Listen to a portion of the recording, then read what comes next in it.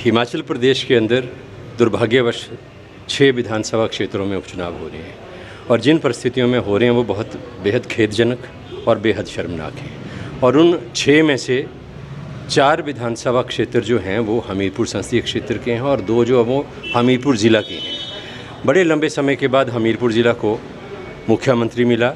हमारे नदौन के विधायक आदरणीय सुखविंदर सिंह सुक्खू जी को प्रदेश का प्रतिनिधित्व करने का मौका मिला मुख्यमंत्री के तौर पर। लेकिन ऐसा लगता है कि जैसी मुख्यमंत्री जी की पृष्ठभूमि एक साधारण परिवार से हैं और बड़े संघर्ष के रास्ते पे चल के ये मुकाम उन्होंने हासिल किया है, तो कुछ ऐसे लोग जिनका जो अंदाज़ है राजनीति का और लाइफस्टाइल जो है वो बहुत हाई फाई है, उन लोगों को मुझे लगता है कहीं ना कहीं ये गरीब परिवार से निकला हुआ, ग्रामीण पृष्ठभूमि से निकला हुआ, संघर्ष के रास्ते से चलकर यहाँ तक पहुँचा हुआ व्यक्ति मुख्यमंत्री के पद के ऊपर हजम नहीं हुआ, सहन नहीं हुआ। और इसी वजह से उन लोगों ने भारतीय जनता पार्टी के साथ मिलकर मुख्यमंत्री को और सरकार को टॉपल करने की कोशिश की, सरकार को गिराने का षड्यंत्र रचा, जो दुर्भाग्यपूर्ण है। लेकिन मैं समझता हूँ कि हमीरपुर ज़िला के लोग बहुत संवेदनशील हैं, शिक्षित हैं और एक लंबे समय के बाद जो मुख्यमंत्री पद के ऊपर यहाँ हमीरपुर से हमें नेतृत्व मिला था, उसको हमीरपुर ज़िला के लोग खोना नहीं चाहते। आज जगह जगह एक चर्चा है कि हमें सीएम को जो है मजबूती देनी है, सीएम को ताकत देनी है। और मेरा ये मानना है कि ये जो विधानसभा के चुनाव हो रहे हैं, इन चुनावों के बाद कांग्रेस की सरकार को और मुख्यमंत्री को और मजबूती मिलेगी। बयानबाजी का अब लखनपाल जी का उदाहरण मैं आपको देता हूँ। लखनपाल जी ने शिमला में पैदा हुए, शिमला में शिक्षा ली, शिमला में ही सब कुछ उनका, हमीरपुर में बड़सर में है ही कुछ नहीं, पूर्वजों के समय से चले गए। अभी तक लखनपाल का जो घर है वो 3 बार विधानसभा के विधायक बन गए, लेकिन 3 बार चुने जाने के बाद भी उनका घर नहीं है बड़सर विधानसभा क्षेत्र में, किराए के मकान में रहते हैं। एक प्रवासी के तौर पर उनको कांग्रेस पार्टी ने बड़सर से टिकट भी दिया। कांग्रेस पार्टी की पूरी फौज ने, पूरी मशीनरी ने उनको विधायक बनाने के लिए काम किया।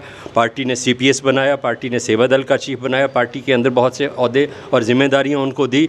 इसी तरीके से राजेंद्र राणा जी जो है वो भारतीय जनता पार्टी से कांग्रेस में आए, लेकिन कांग्रेस में आने के बाद वीरभद्र सिंह जी के शासनकाल में बहुत मजबूत और बहुत बड़ा बर्दहस्त उनके ऊपर रहा, बहुत बड़ी ताकत रहे, बहुत बड़ी फोर्स रहे सरकार में भी और संगठन में भी।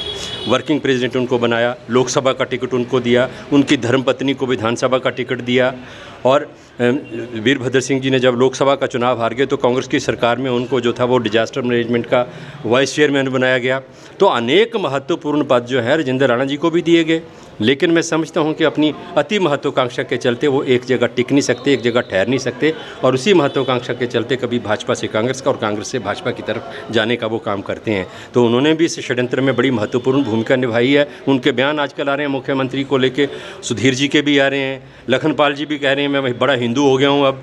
तो ये जो इनके बयान आ रहे हैं, कोई कह रहा है कि नौजवान सबक सिखाएंगे मुख्यमंत्री को और कांग्रेस पार्टी को, मैं उनसे निवेदन करना चाहता हूँ कि नौजवान हिमाचल प्रदेश का और देश का जो है शिक्षित है और राजनीति में नौजवान स्वच्छता चाहते हैं, ईमानदारी चाहते हैं और देश की प्रगति और तरक्की चाहते हैं।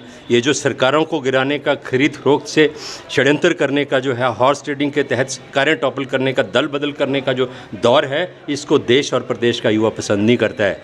और जिन युवाओं की आप बात कर रहे हैं, उन युवाओं ने भारतीय जनता पार्टी के शासनकाल में जो झेला है किसी से छुपा नहीं है।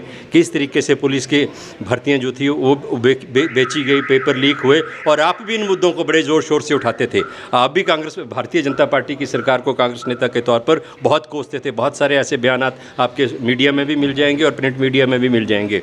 सबऑर्डिनेट सर्विस कमीशन के माध्यम से जिस तरीके से लूट हुई, नौकरियां बेची गई, ये नौजवानों के साथ ही अन्याय था। तो ये सारा कुछ होने के बाद नौजवान सबक आपको सिखाएंगे जो इन सारी चीज़ों के बावजूद जो है वो उस भारतीय जनता पार्टी में गए जो ओपीएस विरोधी है, जो महिलाओं को पेंशन देने के विरोधी है, जो नौकरियां बेचती है, जिसने अग्निपथ योजना लाकर हिमाचल प्रदेश और देश के युवाओं के साथ जो है वो घोर अन्याय किया है।